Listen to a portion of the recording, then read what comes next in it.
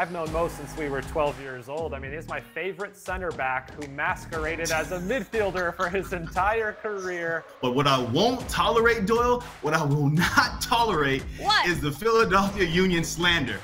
I thought we all got into broadcasting so we didn't have to do math. That's why I got it.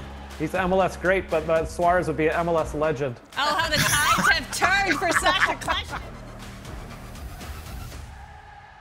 What's up, everybody? Welcome to This is MLS. It has officially been 1 month since the Major League Soccer season began. And to kick this show off, we have two people making their debuts today on This is MLS. We have MLS Season Pass analyst Kyndra de St. Aubin and Mo Edu, World Cup broadcaster Kyndra de St. Aubin and World Cup veteran Mo Edu, reuniting with your longtime national team teammate Sacha Kljestan. Sacha, what can you tell us about your former teammate Mo Edu?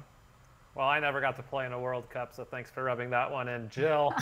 But my guy Mo, I've known Mo since we were 12 years old. I mean, he's my favorite center back who masqueraded as a midfielder for his entire career. But honestly, my favorite memories of Mo have been around the Olympic team. How much fun we had qualifying in Nashville, then we go to Hong Kong, then we go to Beijing for the Olympic Games. Just a great guy and a great teammate. Love to have you, Mo. Hey, this is the kind of welcoming I like to see. I need to come on here more often if I'm going to get this kind of love. But Sacha won't let go of the center back thing. He just won't let it go. I don't know what it is, but he won't let it go. Kyndra, how are you? Let's leave these two. How's everything going? Yeah. Let's just have some girl chat here, right? Just for a minute. No, I'm good. It's a beautiful day in Minnesota, a little brisk, but all is good. Just getting ready for this weekend. Awesome. Well, Sacha, you talk about Mo Edu being a longtime teammate of yours. I was lucky enough to work alongside Mo Edu covering Atlanta United for a number of years. And you know what? There's no moment that I loved more than this one. Wait, Tiffany Haddish joining us here, guys, for just a second. You got a ring finger? What do you think, brother? He got married, y'all. Look at him. Pretty teeth, nice earrings. You play soccer? See, she over here making me blush now. You see that? See what you're doing? See what you're doing here? You play soccer? I used to. Retired now.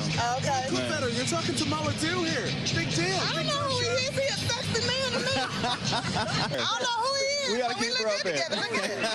I'm going to get out of the way. You guys are going to leave you too. This is why I can't go out with Mo ever. He's too handsome. I had a feeling, Jill. I had a feeling you're gonna bring that one back. You told me to bring that back. You can't keep a secret, clearly, He's like, hey, here's a clip of me. Make sure you run this at the beginning of my debut of the show today. Just kidding. My favorite reaction of all, though, was Michelle's, and that she's a comedian, right, Mo? All right, let's talk about the LA Galaxy taking on Sporting Kansas City, 2 of 9 teams that are still unbeaten in Major League Soccer. The LA Galaxy, Mo, what have you made of them so far this season? I don't want to get too ahead of myself, but I mean, I don't think I'm too far off in saying it feels like day and night compared to last season. Joseph Paintsil, what a signing he's been so far. I said it on the broadcast this past weekend against St. Louis. The guy is a cheat code. His ability to attack space, his willingness to make those runs in behind that now give Ricky Puig, they give Mark Delgado a different option. In the second half again that game against St. Louis, Ricky Puig was just hitting blind balls into space because he knew that he had a willing runner in Joseph Paintsil. Dejan Joveljic is going to be the one who benefits from that because the amount of balls that were played across the six, just waiting for someone to tap in, was nonstop for the LA Galaxy against St. Louis. I will say the one concern that I still have about them is their back line. Their head coach, Greg Vanney, said as much, that they're still in the market for a center back.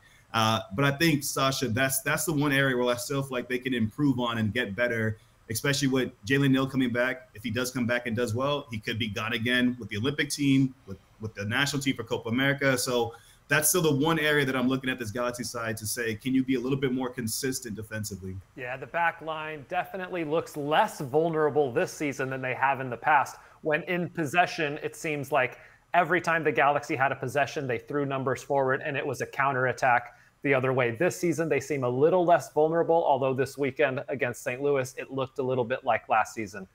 Ricky Puig has been fantastic. He's just a very good soccer player. He's so dangerous. But the one thing I need to see from him is just be a little bit better in big moments in the game. He had a turnover that led directly to a goal against St. Louis.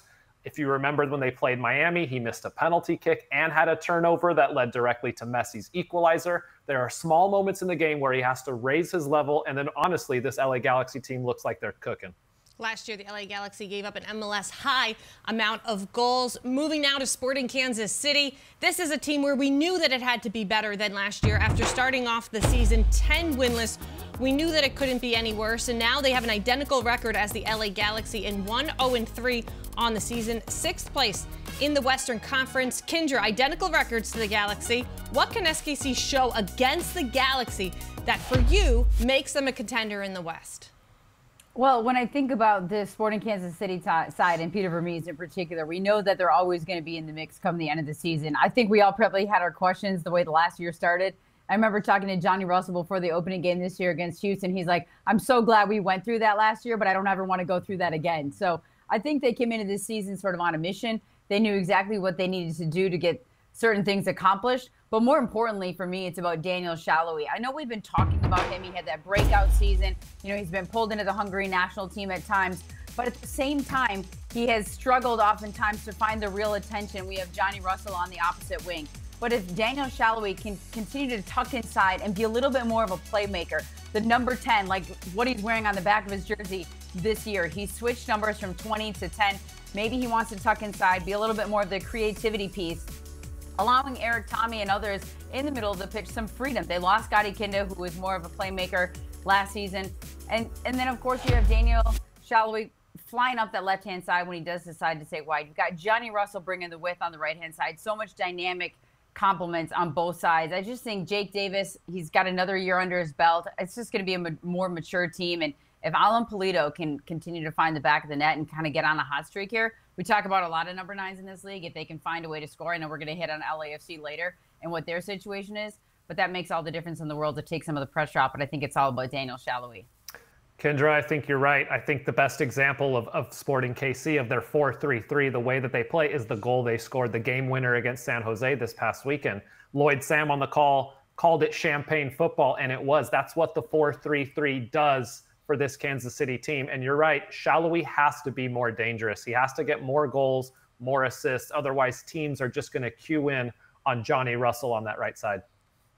The only thing that I would add to that, guys, is just that I look at this Sporting KC team against Galaxy, and I just wonder, because in the wide areas, you guys are talking about the combination play on one side with Leibold and Salloi, on the opposite side with Russell and Jake Davis. I'm just curious if those two fullbacks will be as adventurous against Galaxy. After watching that last game against St. Louis, seeing what Joseph Paintstil can do on one side, the cleverness of Fagundes and his positioning on the opposite side, or maybe we get to see more from Peck and his introduction to this Galaxy team. I'm just curious. I know at home the onus is always on the home team to bring the excitement, to put their stamp on the game.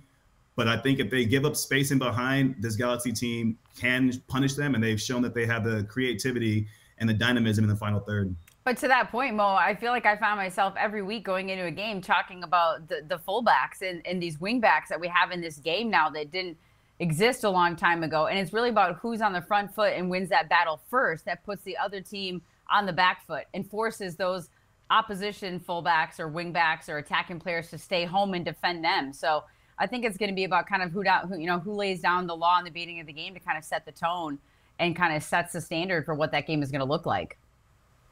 A club wishing that they had the same start as last season could be LAFC. 305 minutes since the last time that LAFC scored a goal. You'd have to go all the way back to week 1 in LAFC's 2-1 win over the Seattle Sounders. Shutout in 3 straight games. Kendra, LAFC, a win, 2 losses, and a draw. 2 designated player spots open. How critical should fans be that LAFC has not filled those yet? Well, I think just critical of the fact that they haven't filled the DP spots, but even just in the roster build in general. And I know we talked about this on our call this week, but even with the 11 they throw out there, they should be able to get more goals. When you talk about Denis Bouanga and coming off of his Golden Boot performance, I know he was kind of averaging above what he should have been, punching above his weight, as we like to say, with his numbers from last year, but he's so below that this year, and his touches on the ball are nearly non-existent, or if they come, they're not in great areas. I mean, I know I did the game last week against Minnesota United, but you guys can't tell me that you aren't seeing much of the same thing from this LAFC side that I think at the end of the day, they'll find a way to raise the standard and sort of get back into the postseason and be clearly a contender in the West with just the quality and the money that they can spend on players. But right now, it just does not look cohesive. It doesn't look like there's any synchronicity in how they're playing the game. They all look like they're on a different page out there. Now, Kendra, I agree with a lot of what you said, but one thing I'm not going to do is be naive and over jump the gun a little bit, right? We know this LAFC team, John Thorrington, Steve Cherundolo, Bob Bradley in the past. They've always been pretty clever and attacked the transfer market in the right way. I'm on the same side as you in saying that I was anticipating a little bit more movement, bringing in some more players to really aid in the attacking third so far, and we haven't seen that. And to your point, when I looked at that bench last weekend, if Denny Bouanga is not scoring goals, if Christian Oliveira on the opposite side is not scoring goals, Bogusz is going to score goals for you. Who off the bench is going to step up and be that impact player? In lieu of them having some massive transfers in this window, Bogusz has to have a big jump in his second season. Christian Oliveira has to have a big jump in his second season, kind of similar to what Denny Bouanga did last year. Now, I'm not saying go and score 20 goals the way that he did, but if they can chip in with 8 to 10 goals, I think that takes the burden off of some of the players that are in that group. But then you just see a report, Tom Bogert, saying that in the summertime, they're looking to target Olivier Giroud. So can they bandage over some of this lack of attacking prowess that we're used to seeing from them in this next stretch of time? I'm not so sure, but they do need Denny Bouanga to step up in a big way and start leading this team the way that he did last season. Miami signed Messi in the summer, and that's a huge name in Giroud, but Sasha, is it too late in the summer?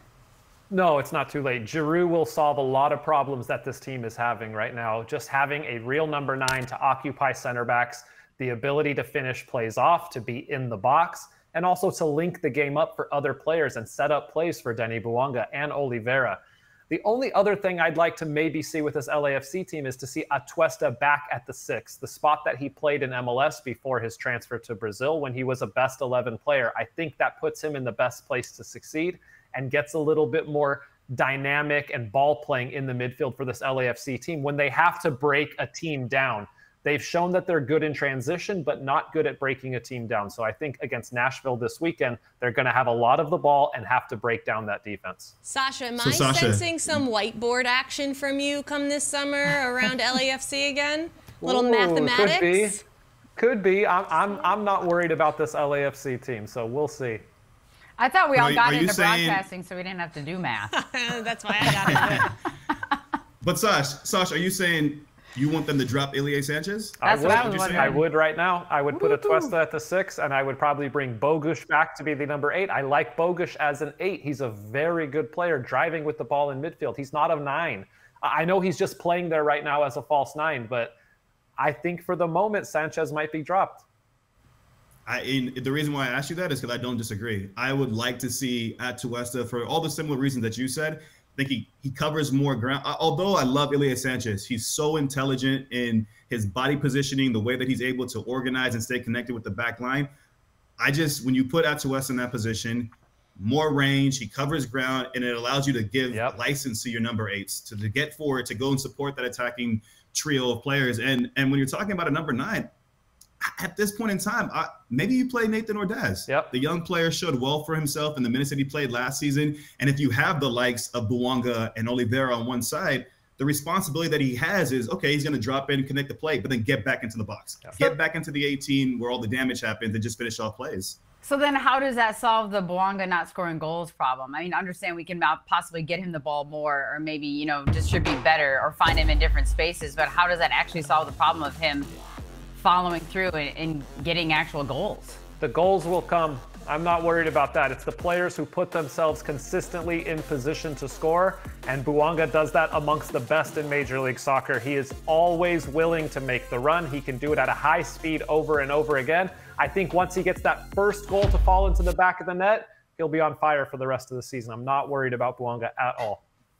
One guy that did get his first goal of the season was Nashville SC Sam Surridge, making his MLS start for the first time this season alongside Hani Mukhtar in Nashville SC's 2-1 win over Charlotte FC. So Nashville SC, Sasha, picks up their first MLS win of the season. When this team is fully fit, which we got our first glance at, where do you rank them in the Eastern Conference? They're a playoff team in the East for sure, but I don't think I see them cracking the top 5 because the East is just so strong for me. I think it was great if you're a Nashville fan to see Surridge and Mukhtar on the field together finally, and you see Surridge kick off his season with a goal. I just think that Hani Mukhtar needs to accept that this is the way that Nashville plays. They are not going to have a lot of possession, and he's the most dangerous in transition anyway. He hasn't scored a lot lately, so he also needs a goal to get off the mark. And then I'm not really worried about this Nashville team. Once they're fully healthy and have Walker Zimmerman back, they're a playoff team. Hani Mukhtar's last goal coming September 20th of last season. Let's talk about Toronto taking on Atlanta United. I feel like this game has very quickly become a marquee matchup of the weekend in Toronto FC's surprise start, thanks to Lorenzo Insigne and the goal onslaught that Atlanta United has been producing over their last couple of games. Let's start with TFC. When he's playing like the star that he is, which he is, Sasha, who else now are you looking to? Bernardeschi. But I don't really love the way that Bernardeschi is being played as a wingback for Toronto. And yes, he's doing an awesome job of working on both sides of the ball, but he's left-footed and he's playing on the right. So he never really gives you width or depth. He never really gets to the end line because he always comes inside on his left. I would like to see Bernardeschi play as one of the front 3, alongside Insigne. That's your 2 most technical, best players on the field that are going to get you goals and get you assists. With Richie Laryea out for 3 months, they've got to find another wing back that can actually help this team. Are we calling this like a victory in the sense for Toronto right now just because we're not hearing about all the off the field issues? Because or do we truly think that this team, because it's not a disaster. I mean, they still haven't scored that many goals. I know they're 5th in the East and seems like they're on the rise, and John Herdman has everybody in this cohesive. He's taking, input from those guys, from those stars. But at the end of the day, do we think it's sustainable if they're not scoring that many goals? Or again, Sasha, will the goals just come? Or Mo, what do you guys think? Because I feel like just because we're not talking about all the off-field issues that we're kind of anointing them turned around completely. 3 goals in 4 games for TFC. Yeah, Kendra, you're not wrong, but it's a massive step in the right direction, I would say, right? For a team that had so many issues off the pitch last year, it was hard at times for us as viewers, as analysts, to even focus on what was happening on the pitch because of everything that was happening off of it. So I think John Herdman coming in, he's very much the kind of manager who's about the group and establishing a brotherhood and establishing that cohesive unit that's all working in the same direction. So to have Insigne bought in, to get Bernardeschi bought in, to have Insigne want to come run and celebrate with you after he scores a goal in a match, I think that's important. And they're little signs in the right direction. Do I think everything is solved? Nah, far from it. There's still a lot of pieces that need to be addressed, and there's still a lot of kinks within this team that need to be really situated. But for a group that only scored 26 goals last season, I think having these early moments of success gives a group self-belief. And again, when your star player and Insigne looks to be bought in, looks to be confident, and wanting to do what's best for the group, then you have to use that as motivation to start building in the right direction. Yeah, I think both of you guys are completely right that they're building something and they're going step by step. I think first was the cohesion, as you mentioned. Second was the defense, everybody is bought in. They're hard to play against. And the next step in the evolution is creating chances, finding a way to consistently create chances, which is the hardest thing to do in soccer, as we all know. That's why I want to see Bernardeschi higher up the field. And maybe Jason Hernandez, the GM, has to go out into the market and find a striker that is actually going to put the ball in the back of the net and be there consistently in front of goal. Toronto FC will be looking to take advantage of an Atlanta United side that will be without 4 of their starters this weekend, including their top goal scorers in Georgios Giacomakis, Thiago Almada, on international duty. 6 goals in the last 2 games for Atlanta with all of these players. Mo, who are you keeping your eyes on this weekend? Gonzalo Pineda. Gonzalo Pineda, because this feels all too similar to last season, right? Last season, they started off the year. There was a lot of excitement, a lot of optimism about the group. And weirdly enough, the cadence of games was also kind of similar to this year. They had a home game against Portland. They beat them 5-1. Everyone's excited. They go on the road to Columbus, and they get humbled 6-1. So now you're in a similar situation, coming off of 2 back-to-back wins at home, 4-1 against New England, 2-0 against Orlando, one of your rivals. So now Gonzalo Pineda, how do you manage this group of players? Yes, you're losing some internationals, which is a good thing. That means you have players who are doing well, and they get to represent their country. But now, how do you go on the road and find a way to be solid defensively first and foremost? I do think that's an area where this team has improved, is in their back line.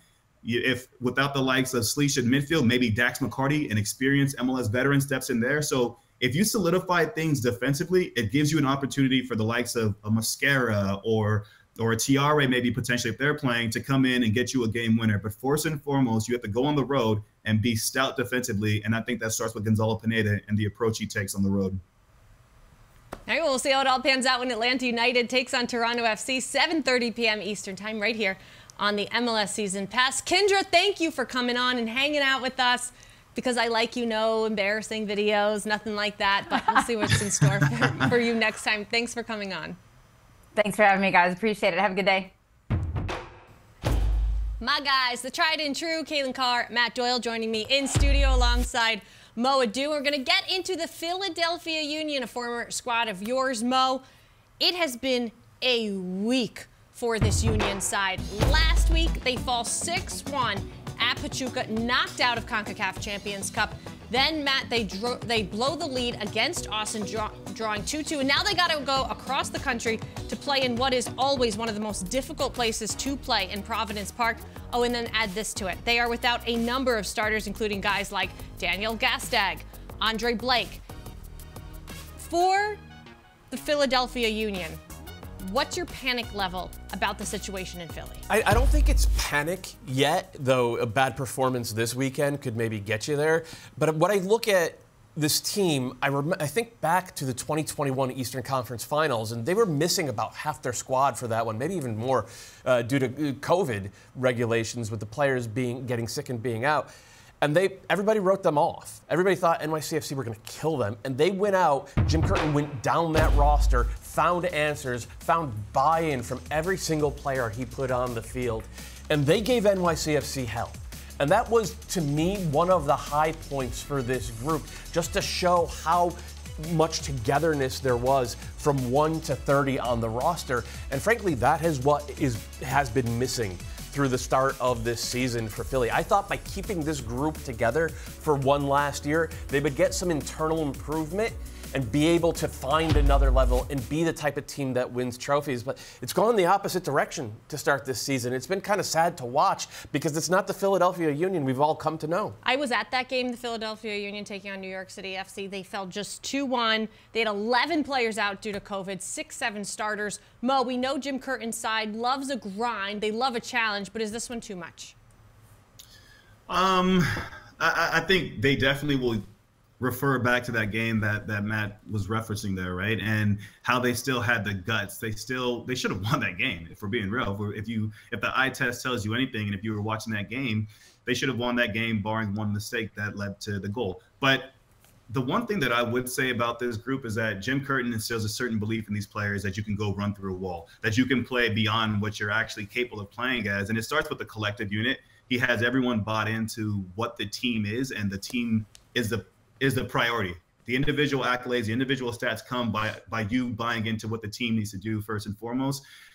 With that being said, this is going to be a tough task. This is a Portland side that Phil Neville has believing. If I'm the Philadelphia Union, the one couple changes that I want to see, I would like to see them refresh this group. I love continuity. I love having a strong core, but if they could add a starting caliber player, another starting caliber attacking midfielder as well, I think it now takes this Philadelphia Union to another level and gives them even more confidence and depth going forward. And it's going to be a massive chance for the Portland Timbers that are coming off of what is their first loss in the Phil Neville era this past weekend. And it's been quite the week. They have officially signed Uruguayan forward Jonathan Rodriguez Cabecita from Liga MX side Club America on a DP deal. Sources saying it is around $4 million. That is a massive signing for the Portland Timbers. Kaylin, how much can the Timbers take advantage of this situation this weekend at Providence Park? Well, the big signing, as you mentioned, I don't expect him to be dressed or maybe integrated into the squad this quickly, but still, the idea that you're going to get to play against a Philadelphia team that's had to go on the road to Pachuca, then Austin, now coming to your home on the turf, And things have lined up well for Phil Neville's side. Starting the season off against Colorado, you can say it's a little bit soft, but hey, you'll take it at home getting the first win. They went against DC United without Benteke. So they've had a pretty good schedule so far, but you have to take advantage of these moments when they come. You go against an undermanned team like Philadelphia. You guys mentioned how tough they are. Always careful with a team that is, a little bit how tough under they it. were. That's the thing with Philadelphia. And if they look, we have not seen that level of toughness from Philadelphia this season. That's just a fact. Okay, I could go to sleep today. We could get rid of this show. We could wake up on decision day, and Philadelphia Union would be squarely in the playoffs. I have no worry about this Jim Curtin side. I think they'll adjust to 3 in the back with Wagner, Glesnes, and Jack Elliott. Maybe shift things around, which we've seen them do in the past. But it's really more that top-end talent as far as can they get over the hump in this arms race in the Eastern Conference to get to a trophy. But as far as a playoff side, I'm not concerned. On Philly, if you want to, Portland side, if you want to make the playoffs, you win your home games. That's the formula always in MLS. On the road, they have to suffer their first loss against Houston on the road. That's always been a difficult place for them. I know a little bit about that. It's tough for those Pacific Northwest teams, even this early in the season, but I think Phil Neville will be happy with the way this team has been and try to pick up these points against teams, especially when they're missing players. How much will Cabecita change this Portland side? I hope we get to see him this weekend. It seems a little bit unlikely that we will, what with paperwork, but this is a guy who has been a consistent goal scorer in Liga MX for Club America, Giants in Liga MX, and we know that goal scoring in Liga MX tends to translate basically exactly to goal scoring in MLS. So it's a low-risk signing, even though he is 30 years old already. And honestly, if they do get the paperwork done, I say just drop him into the lineup. Phil Neville runs a 4-2-3-1. It is not the most tactically sophisticated approach in the world. Cabecita, there is no question about where he's going to play. He is a number 9. So put him at the head of the snake there. Put him in his position and just let it go. I think that is the answer for Portland to sort of upgrade on what they've already done this year. And I think it just makes things easier for that midfield behind him as well because he is such a focal point. And coming from Liga MX, he will be in mid-season form. There you go. Yeah, and I agree with Doyle there. I think it's as simple as dropping him into that attacking number 9 position. You have the likes of Vander behind him and Eric Williamson. But what I won't tolerate, Doyle, what I will not tolerate is the Philadelphia Union slander. I'm not having it, all right? I will not tolerate that, not even a little bit. I'm on the side with Kalen there. This team, yes, it's been a rough start to the season. The Pachuca game, it hits hard, and the emotional toil of trying to rebound and get your head back into season form is a tricky one. I think this game against Portland will be, if they can pull this off, would be a massive step in the right direction. And if they don't get the result, I'm still very comfortable, and I still have a lot of belief in what Jim Curtin and Ernst Tanner have built within this team. But I still would like to see a couple new faces come in there to add some competition to the lineup and bring some freshness to the group as well. New York City coming off some freshness in the way that they are the first team to have scored against Toronto FC this past weekend as Nick Cushing's side picked up their first win of the season. NYCFC will be taking on FC Cincinnati this weekend. Doyle, how much can you say that victory over TFC 2-1 saved New York City's season? I mean, the season still needs a lot of work, right? The season's still on the operating table, but at least kept the patient alive for another week because NYCFC had 0 points through 3 games entering this one. In the history of MLS, only 3 teams have ever had 0 points through 4 games and gone on to make the playoffs. So they avoided ignominy in that regard, but they didn't play great ball. They came out, I thought, a little bit flat. They got caught on the break. They played better in the second half, but that was desperation kicking in the second half. I still have not seen the type of identity that we got used to from NYCFC under Ronnie Dyla, under Dome Torrent, and under Patrick Vieira. That's been missing under Nick Cushing. Yeah, but it's not the same team. A lot of those players, those key figures, Maxi Morales, Collins, Chanot, Sean Johnson, that experience is where they've really suffered. And for me, it's really the youth of this group that's shown to get in their own way at times. And, they're a good win for them at home, which is big because, as you mentioned, they have to be good at home. They lost their home opener to Portland. And this team has been terrible on the road. They've only had 1 win all of last season on the road. Their next 2 are on the road again. So You want to go back, Jill, to how big this win was for them. Just looking at the schedule these next 2 weeks, they had to get this result. It doesn't matter what it looked like against a Toronto team that had been very stingy, had yet to give up a goal. So 2 goals at home. Still need questions from the number 9 position, but Santi Rodriguez, they find it through Kevin O'Toole. Wherever it comes from, if you're Nick Cushing, you're going to take it. Perhaps it wasn't the go-ahead start that they were looking for, but Mo, how much would you say FC Cincinnati is looking like the reigning Supporters' Shield winners themselves now? What I like about what FC Cincinnati in the offseason, and then even more recently, was they brought in players that have shown that they're winners, but also have experience, both internationally and in MLS, and that's in Miles Robinson as well as DeAndre Yedlin. DeAndre Yedlin, man, I'm blown away by, and I guess I shouldn't be, because that's generally what happens, but I'm blown away by the way that this kid matured and taken on so much more responsibility, both on and off the pitch. I remember playing against DeAndre back in like maybe 2014. He's just a young buck with Seattle, so much enthusiasm and energy. And then you fast forward to today, and he's a much more cultured and mature player. I think he channels that energy in the right way. He does the dirty work for every side that he's been a part of, but then he also has brought on this leadership capacity to his game that I really love to see. The same could be said about Matt Miazga and Miles Robinson. So now you have a back line that was good last season, I think is even better now this year, and trying to take that next step from just being a Supporters' Shield champion and going on and winning MLS Cup. Those little small details can play a large role for a side that has ambitions as big as Cincinnati does. And Lucho Acosta getting his first goal of the season this past weekend, the game winner, Doyle. Yeah, also getting a rest. I think it was important that Pat Noonan kept him on the bench for the first half because these guys have been logging a lot of miles between regular season play and CONCACAF Champions Cup. And I think it's taken the toll more on the attack than on the defense. The defense has been phenomenal. The attack, these guys looked a little leggy. I assume with rest and a more sane schedule in the coming weeks, I think it'll all click. I think this is a top 3 team in the Eastern Conference still. Colorado taking on Houston. The Colorado Rapids looking for that first home win of the season. Let's start, though, with Houston. Former side of yours, Caitlin Carr, 1-1-1, averaging a goal a game, but they've done it without guys like Hector Herrera. Are you impressed with what the Dynamo have been able to do, considering what they've been up against to start this season? Impressed? No. Satisfied? I can't say impressed. I would say satisfied, maybe. Yeah, but that's a victim in a sense of their own expectations, which they talked openly about changing. And they did a fantastic job of that. But to me, this looks a lot like Ben Olsen's teams from DC United. And I'm not talking about from the Lucho and Wayne Rooney era. I'm talking about the teams that had to scrap, had to find a way to survive and advance.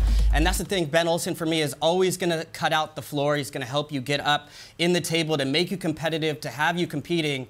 But the difficult part, that frustrating part for me was they were sniffing. They were inching closer to the ceiling. It looked like they were going to take a next step in their progression. That is yet to happen. Of course, there's no replacing Hector Herrera, but they haven't replaced a number 9. Sebas Ferreira, we'll see if he's available this weekend. Not convincing even in his time. They lost Corey Baird. They brought in Latif Blessing. Coco Carrasquilla is out now with Panama, so he's been the one that stepped up a little bit without Hector Herrera, but they have not done a good enough job of strengthening this team to give Ben Olsen the pieces to really compete. The Rapids picked up what was their first win in the Chris Armas era. Mo, what have you seen from this Rapids side that's different under Armas? Ooh, that's different. I would say a growing belief. This is a really, really young roster that he has, and he's trying to mold into the image that he wants to see in Chris Armas. And what I've seen so far from game 1 to game 4, you've seen a little bit of growth, right? You take that humbling loss on the road to Portland. You have that result against Nashville at home where you think you have 3 points. You give up a penalty late in the game, and then you get your first win in away at RSL. I think that was potentially a turning point for them. We're starting to see a little bit more in the attacking third, but the biggest question mark still is how can they get the best out of Djordje Mihailovic? They brought him back to MLS this season, DP tag, and there's a lot of expectation and pressure on his shoulders. Some that he's also welcomed and said, hey, I want that responsibility and I want to show the quality that I have. But I think that's still the area where Chris Armas is trying to figure out where can we best utilize him. Against Seattle, we saw some glimpses. We saw a little bit of improvement from Mihailovic and Colorado as a whole. But still, there's still some things that need to be worked out, some kinks that need to be worked out. But that's to be expected when you get a new manager, a young group of players, and a big change in system. Vancouver this weekend taking on Real Salt Lake. Doyle, it was their best win of the season so far, 3-1 at Dallas. What worked so well for this Whitecap side? They changed the system, but they kept the personnel in places that make sense. And what I mean by that is Brian White played as a center forward. The first couple of weeks of the season, Vanni Sartini, who is an inveterate tinkerer, he cannot go 2 months without changing something, decided to use Brian White as a right winger, which made 0 sense. So in this game, he stuck with the 3-4-3. He used Brian White as a number 9. Ryan Gauld was on the right wing, except he would come underneath and act kind of as a number 10 underneath White and Fafa Picault. And lo and behold, the Vancouver Whitecaps looked great again, just like they did last year. It was nice to see it. I think it'll continue. Damir Kreilach, he's a good player, but at this point, he has to be just a backup for Brian White, not a guy you play alongside him. Damir Kreilach will be going up against his former side in Real Salt Lake, Mo, who is coming off of a bye. What do you need to see from RSL, this rested side? Ooh, rested side means you've had more time on the training pitch. You have more times to integrate Matt Crooks into the team, work on how his movements, his connections with the players around him. He's a player that Pablo Mastroeni has big expectations out of. But most importantly for this group, Andres Gomez has come in this season, looks like a different player, looks like a more confident player. Pablo Mastroeni was telling us that he's simplified his game. Last season, they tried to play him a little bit more narrow at times, and it just didn't work out. It just added too much to Gomez's plate. This time, they told him to start a little bit wider and try to get himself into 1v1 situations. And, I mean, the guy's been cooking on that right wing. The biggest challenge for RSL is kill teams when you have them at bay. In the game against Colorado, in that first half, you would have thought the scoreline would have been 3-0, 4-0, because Andres Gomez was just absolutely on fire on that right-hand side, putting balls across the 18 with consistency, but they didn't take their chances. And so for RSL, coming off of a break, fresh legs in all the players now, it's about when you have an opportunity to put a team away, to put a team to bed, killer. Show that killer instinct, and I think they'll be fine this season. It'll be an early start out west for this one, 7:30 p.m. Eastern Time. The Vancouver Whitecaps hosting Real Salt Lake. Mo, we'll see you in a minute. We're going to bring you back at the end of the show. We're going to save the best for last, you know? Get out your wallets, guys, because it is that time of the show. Kaylin Carr, Sasha Kleshton will tell us, are you buying or selling the numbers that Matt Doyle is putting out? Doyle, what do you got for us? New England taking on Chicago. Yeah, our first number is 22. That is the number of interceptions New England have this year. Now, interceptions don't tell you everything. They can be a little bit overrated, but in this case, I do think this is the story of a team whose legs are a little bit dead from balancing MLS play with CONCACAF Champions Cup play. They're just purely reactive defensively, and it's come back to bite them time and time again. You buying or you selling?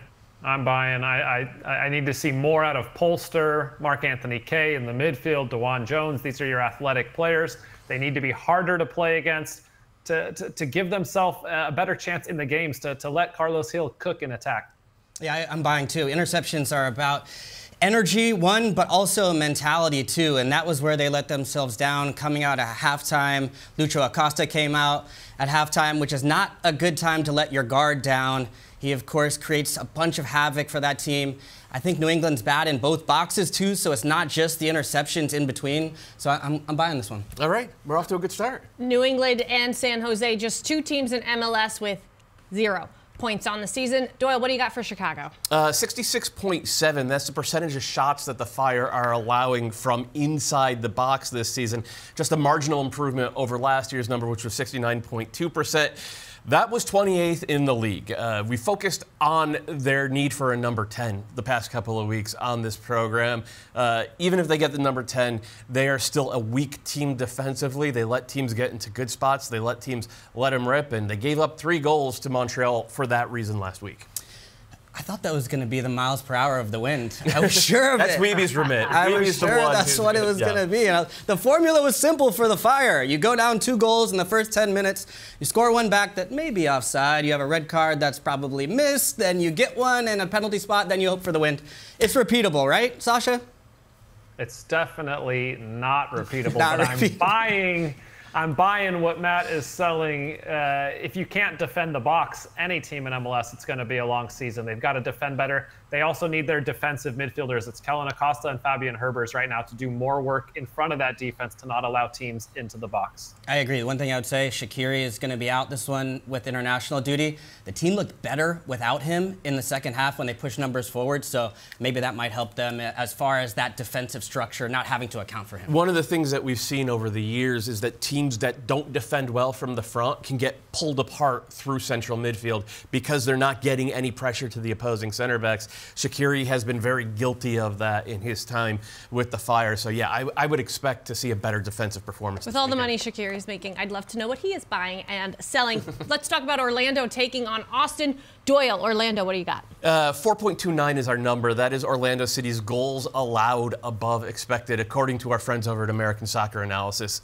One of the reasons I think the Lions will figure it out this year is because Pedro Gallese is not this bad, right? I think he's actually been a little bit overrated in his time in MLS in terms of public perception, but he's not the guy who we have seen so far this year. I think he'll figure things out. I think as that happens, Orlando City will start to be better. I agree, Matt. I think they're going to figure things out, not only as a team, but Gallese has just got to be better. He has not come up with the big save. Even his positioning on the first goal against Atlanta last week was not good enough. Whatever he needs to do to refocus, I think he will come back to where he usually is, and Orlando will be better than what they've shown so far this season. You buying that, Kalen Carr? I'm selling it, actually. I don't think Gallese has been the problem. For me, it's really been in that middle and midfield, which in the past has been the strength. And you find out that you can't just clean up everything. He's made some really good saves, but also missed some. That's kind of what he's done in the past. So I really think the problem with Orlando is much more that midfield structure. They've tried to fix it. It hasn't worked as of yet. And the other thing is just their opponents. They've gone against Inter Miami. They went against Tigres, Minnesota, Atlanta United. That's a tough strength of schedule this early in the season. And it's not as tough, perhaps, going up against a team like Austin. 3 points so far in the season. Yeah, Austin's not great, but Brad Stuver is. Our number is minus 1.69. That's Brad Stuver's number in the same department I was just talking about with Gallese. So he's allowed almost 2 fewer goals so far in this very young season than what is expected. He is probably the most underrated shot stopper in the league. And if Austin is heading for a full summer teardown and rebuild, which it seems like they are, there's like a half dozen or more contenders in this league that should be knocking on their door about Brad Stuver. Well, yeah, I'm buying Stuver for sure. There's no way I think this team should get rid of them. And I actually like some of the changes that that Austin have made with Josh Wolf just playing a little bit more direct at times as opposed to trying to pick teams apart with the ball in possession. That hasn't always worked for them. But Stuver, for me, I'm always going to buy. And for sure, if he's available on the market, I'm snatching at him. You buying Brad Stuver? Yeah, you have to. Listen, the statistics speak for themselves, and he's done a very good job of cleaning up some messes that have been at the back of Austin FC for a better part of a year now. Talk about St. Louis taking on DC United. Doyle, what do you got starting with St. Louis? Yeah, messes at the back for St. Louis. Roman Berkey has done an incredible job himself of cleaning those up. But our number is 39.7. That is the percentage of St. Louis possessions that ended in the final third last year. This year, the number is up to 44.3%. And I think that what we're seeing is that they're actually rushing forward a little bit too much, not taking time to actually get the pieces in place. And because of that, they're getting strung out. The gap between their front line, their midfield, and their back line has been too large. Their press hasn't been effective. They've been more vulnerable in the getting counterattacked because of that. Yeah, I got to buy, Matt. It was on full display this past weekend against the LA Galaxy. Joseph Pansel was having a field day in the second half on every transition moment. If Galaxy had been a little bit more efficient in the final third and Roman Berkey hadn't stood on his head, this game could have ended 5-1 or 5-2 for the Galaxy. So St. Louis does have to clean that up. I'm selling this. I'm going against the grain here. Okay. I think this is who St. Louis is. This is the way they press, getting the ball in the attacking third more, winning the ball higher up. That's exactly what they want. That's how they turned over Ricky Puig. They got their goal. And if you have Roman Berkey behind me, I'm happy pushing further up the pitch. I know he's not going to stand on his head every week like that, but I've said that time and time again, and every time he steps up and does it. What about DC? DC, our number is 7.61. That's DC's passes allowed per possession so far this year under Troy Lesesne. PPDA is what we call it. It is a rough measure of how high and hard a team, how high and hard a team presses. And right now, DC's number is the lowest in the league by a mile. To put it into perspective, the Red Bulls had the lowest number last year under Troy Lesesne, and it was 9.44. So I think it's safe to say that DC's players have bought into what Lesesne is selling, and I'm buying it too. And I think this is a playoff team. I'm buying this too. And I think Troy Lesesne actually slow played this one a little bit. I did their match day one, and he said, it's not just going to look like Red Bulls. It's not going to be only high press. But that's exactly what it's been, and it's worked. And he's gotten the buy-in. He's gotten the results by and large. Now, ultimately, you have to watch those moments in transition. We saw Luis Suarez finding some gaps. But overall, DC, from where they were last year, slow, methodical, not able to create opportunities, to now being, I think, #1 in shots in the league. I mean, how could you not buy that? Sasha? I'm not going to buy that one, guys. I'm going to sell, actually. I don't think this is a playoff team, and I haven't seen enough quality yet to say that this is a playoff team. The press can get you very far. Yes, we have seen that in the past with Red Bulls teams, but I want to see more quality out of this DC United team in the front and in the back. Do you think Red they Bull need, player going against the press? Unbelievable. Do you think they need to add more different personnel in central midfield then? Is that the issue? Is it just a personnel issue for this team? Yeah, somebody maybe a little with more quality on the ball. Click is good. Click is a fantastic player. He will set up plays. He will move the ball from front to back. He will put in the work. I think they need one more piece. Listen, I think Stroud has been very good. The goal he took against Miami was at a very high level, but maybe a one more winger and another player in midfield, then you're convincing me. It's just the East is a slugfest for me. Yeah. Then let's shift over to the West. San Jose taking on Seattle. Doyle, the Quakes. 8.4%. That's XG per shot for San Jose. What they're generating right now, it's one of the lowest marks in the league. Last year, it was 10.8%. It's been over 10% for a long time for this team. We've talked about this team needing a number 10 on this show, and I think that would help. But there's more to it than that. And right now, everything is so ponderous, and there's no final third patterns that I could see. And it's particularly hit Jeremy Ebobisse very hard, the center forward. He had 17 goals 2 years ago. He's a shadow of himself. You buying? Yeah, it's all very. Yeah, I'm buying. It's all very predictable with San Jose. When I watch them play, I think to myself, Christian Espinoza or nothing. That's all I see in attack. Can he create something on his own, which is not a recipe that coaches are trying to see. They want to see that they can create the same type of chances over and over again. We have not seen that from San Jose. Yeah, I'm buying as well. At home, against a team whose XG per shot is probably the only team that might be worse right now in the league. All the pressure, though, still, I think, falls on San Jose this weekend. Yeah, San Jose, like I said, looking to pick up that first point on the season. Doyle, lastly, the Seattle Sounders. Yeah, our number is 2. That's where the Sounders finished last year in expected assists, behind only the Columbus Crew, and we know they're pretty good. This year, Seattle are 15th. This must have been very tough for them, for Brian Schmetzer, over the past few weeks to try to figure out how to put a coherent attack together without Albert Rusnak. The good news is Rusnak played the final 30 minutes of their last game. With him back, I expect a return to the 4-2-3-1, and I expect a return to 2023 form for the Seattle Sounders. Look, I'm concerned about them not being able to create chances, generate opportunities, and I think a lot of it does come from that structure defensively and then finding moments in transition, which they haven't been able to find. And the big miss for me, honestly, has been De La Vega. He's the one piece to me that was expected, high expectations coming in, but also somebody that could go off script, that could give them some creativity. And then you release Morris. Then you've got Rui Diaz, but he doesn't have to create for himself. So that big miss, even that fresh new blood into the team was, I think, the biggest miss for them so far this season. But they've got a long way to wait for him. Pedro De La Vega could be back as early as mid-April. Sasha, what do you think?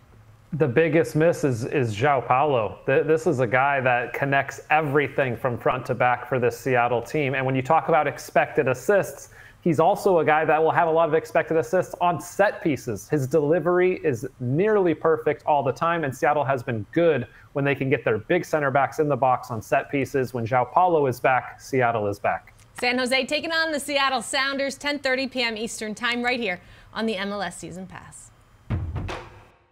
It is that time of the show. Before we say goodbye, a little debate. Matt Doyle, Sasha Kleshtin, and we're going to bring back in Mo Adu. And naturally, every team's played about 4 games. So, of course, it begs the question, let's talk league MVP. Lucho Acosta is the reigning MLS MVP. We want to know, at this point in the season, who are you keeping your eyes on for early league MVP? Sasha.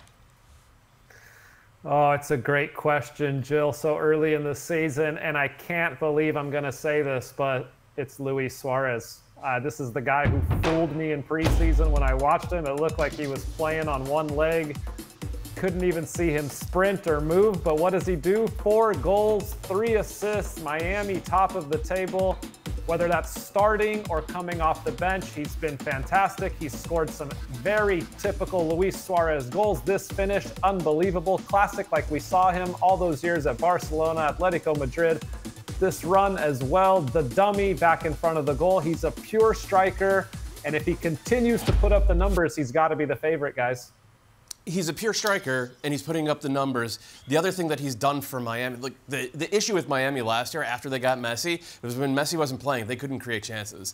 And they got Luis Suarez, who had 17 assists in Brazil last year. He has been phenomenal as a chance creator, in addition to being a true striker, a true number 9. He has a great argument for MVP. But the way I tend to think about MVP is who's the best team, who's the best player on the best team, and is he putting up numbers? And far and away right now, the best team is Columbus Crew. Like, Miami have been good, 3-1-1 through 5. Columbus Crew, they are 3-1-0 through 4 games. They are dominating teams in ways that we don't see them dominated. And oh yeah, Cucho Hernandez has been phenomenal to start this season, both in regular season play and in CONCACAF Champions Cup. He's got 3 goals and an assist, and if you look at the other 3 goals that Columbus have scored that he doesn't have a hand in, Cucho has made those goals with his movement off the ball. His gravity is huge. His engine never stops running.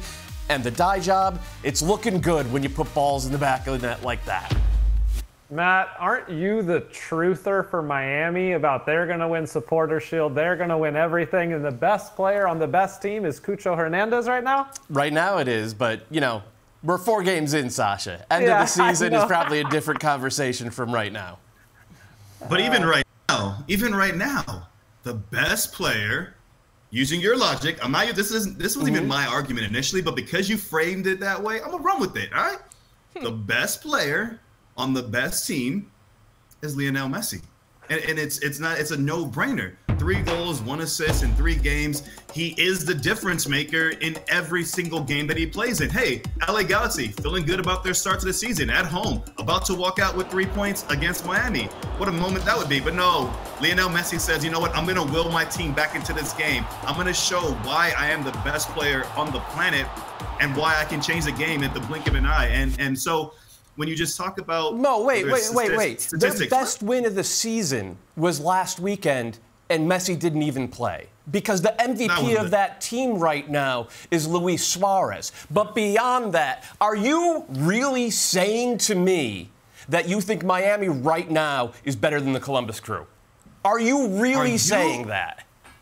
I got a better question. Are you really saying to me that you don't believe Lionel Messi is the front runner? Listen, I know you picked Cucho, but deep down, Matt, I know deep down you're siding with me. Lionel Messi has come to this league. 100%. No, 100%. If I had to choose one player if I had to put my money on one player to win MVP this year, it's going to be Messi. But through the first month of the season, Cucho's been the MVP. Columbus have been the best team. And you can't tell me that you think, based upon what we've seen from these 2 teams, that Miami have been better than Columbus so far.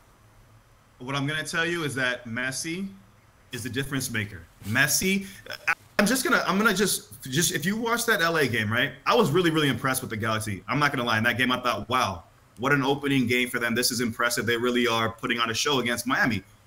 And Messi just changes your mind. Messi says, listen, I'm not going to allow this to happen. I'm going to bring my team back into this game. You go to the game against Orlando. Luis Suarez played a massive role in that game as well. But again, Messi, showing up in the big moments. He's played 3 games so far, 3 goals, 1 assist. If he would have played in that game in DC, I'm sure he would have been the difference maker as well. I understand what you're saying, and the fact that Luis Suarez plays a big role in what he's done. Cucho's done incredible. I love Cucho. I love Columbus. I love Wilfried Nancy. Messi's a front runner for me in this category. I'm sorry. Mo's moving the goalposts here, though. Yeah. Most valuable difference maker or most valuable player? And so all far, of the above. You said, in the game against Orlando, Luis Suarez only had 2 goals and 2 assists in that game, and Messi chested one in. Yeah, all right, come on. Here's a question. I said he also did his thing. So what Messi does in MLS is not going to change his worldwide legacy. 8-time Ballon d'Or winner. But what will Messi's... Mo, I'm going to throw this to you, since you're on the Messi train like the rest of us. So how will Messi's legacy change if he doesn't bring Inter Miami to a supporter shield, if he doesn't bring Inter Miami to an MLS Cup in MLS? See, this is a controversial debate, right? Because there's a large contingency that will say if Messi doesn't win MLS Cup, then his time here maybe isn't as influential as the likes of a Robbie Keane, as a Giovinco, players like that have come in, maybe not at the same pedigree or same caliber of recognition as Messi, but they've had success. And for that reason, the DP tag attached to them has more importance. But what I'll say is Messi has changed things from a league-wide perspective. So, of course, success on the field is what you want at the end of the day for him. But in terms of the global attention that he's brought with him, the amount of people that are now focused in on MLS yet again, it kind of feels like if you go all the way back to when David Beckham first came and the attention that came with that, it's that kind of moment for him. Do I think that he necessarily needs to? He does, because that's just who he is. Everywhere he goes, he wins. Lionel Messi has success at every level of this game. He's accomplished pretty much all you can accomplish in this game. Now he's in MLS. I'd be a fool to bet against him going on to have success here as well.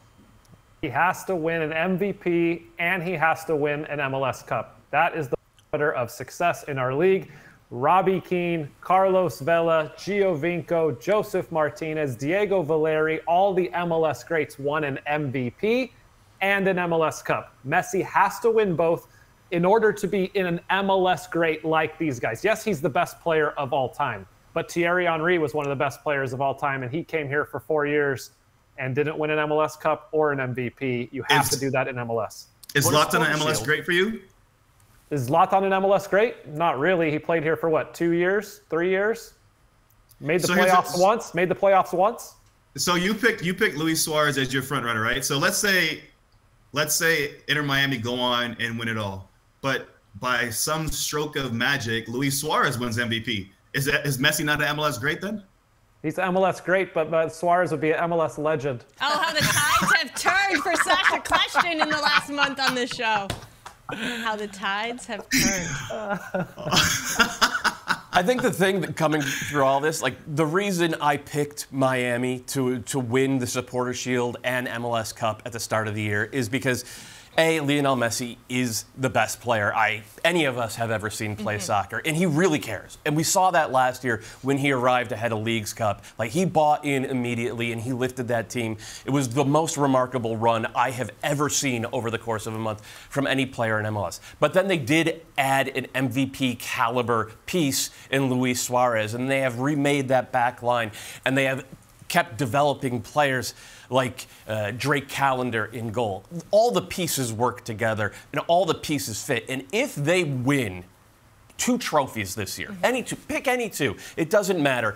And if Suarez gets the MVP by a nose over Lionel Messi, I'm pretty sure we're all going to consider Lionel Messi's time in MLS to have been very, very successful. I'll even call him a legend, Sasha. I'm willing to do that. Wait, Doyle, so are you saying that he just has to win any 2 trophies this season? Is that what you said? Yeah. Yep. Because I'm a Supporter Shield truther. I think the most important trophy in ML, and look, Lionel Messi has always played for the regular season. won La Liga 10 times with Barcelona. He won 2 more times with PSG in Liga 1. And even when Real Madrid were winning all those Champions League titles, Zidane was saying what Messi's doing in the league is the hardest thing to do in soccer. And Messi always took a huge amount of pride in that. And look, man, I've been covering this league since 1996. I have watched those Wednesday night games between Colorado and Vancouver where there aren't a lot of people watching. And what makes the most special players that special is the ability to bring it week after week after week, game after game after game. That's what the fans want. That's what we watch for, to see that level of greatness and consistency. And nobody has ever done it better than Lionel Messi. So to me, the measure of Messi as a success is to bring that to this Miami team week after week after week. And I think that's a supporter shield. I would rather, if I was a fan, I would rather see my team win the supporter shield than win MLS Cup. But like I said, I picked Miami to win both. Well, we'll find out in October, won't we? And we'll reel all of this back and see how many times Sasha flip-flops on his takes on Luis Suarez and see what Mo Adu had to say. Before we let you go, I do want to show you another Suarez moment. No, it wasn't his second brace of this MLS season. It was this moment, DC Academy product, Christian Fletcher going up to Luis Suarez, double his age, worldwide legend, saying, hey, you want to swap jerseys? Mo, Sasha, bring me back to your 18-year-old selves. If someone's going to walk up to Luis Suarez after a game and ask him to swap jerseys, which one of you has the guts to do it? I'll tell you what, it definitely wasn't me. I remember being, oh man, I don't even know, maybe 23-ish when we played against Argentina in New York with the national team. And I mean, Messi was Messi. He was who he is, who we know him to be, you know, the greatest player at that point in time. And I remember going into the game, I was like, oh yeah, I'm going to find a way to get Messi's jersey.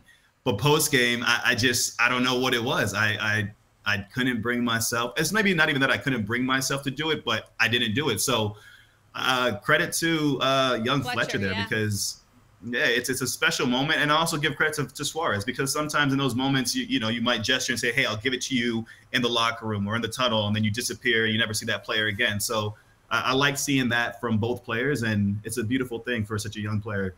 Yeah, it's a prized possession that Christian Fletcher will have for the rest of his career. I wish I traded jerseys with some of these superstars more when I was younger, because it is really nice memento to have. The best jersey I have is a Xabi Alonso from Spain, and I really still cherish that moment.